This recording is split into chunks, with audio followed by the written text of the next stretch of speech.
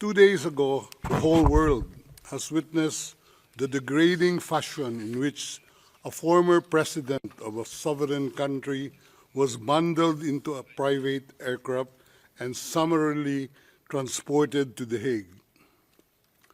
To us lawyers, this would be called an extrajudicial rendition. To the less legally inclined, it was a pure and simple kidnapping. My client was denied all access to the legal recourse in the country of his citizenship, and this all in the nature of political score settling.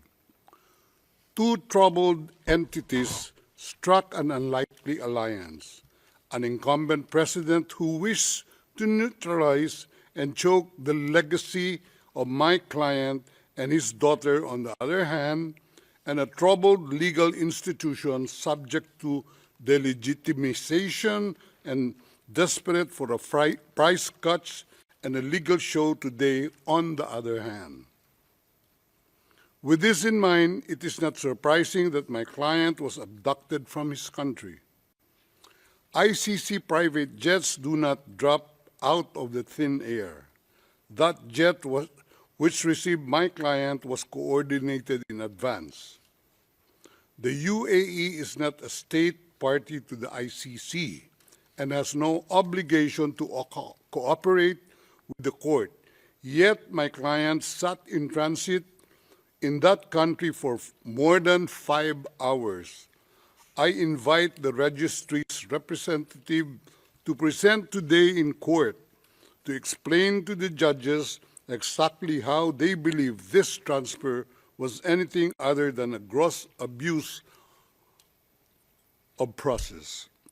Given the precipitous arrival of my client, an elderly man with debilitating medical issues, hard of hearing and poor of sight, he was taken to a hospital for observation. Only this morning have I met him for the first time with less than an hour to discuss legal issues. I have not been able to present him with a hard copy of the arrest warrant because we were not supplied with such. I have not even been able to explain to him what the prosecution requested when seeking the issuance of the arrest warrant. This is because the chamber only established a redacted version of the prosecution request last night. Other than to identify himself, my client is not able to contribute anything to this hearing. Most importantly, he is not able even to tell you that he has been informed of the charges as contained in the arrest warrant for a reason more pertinent to which I alluded in my written request to this honorable pretrial chamber this morning, and which is confidential in nature.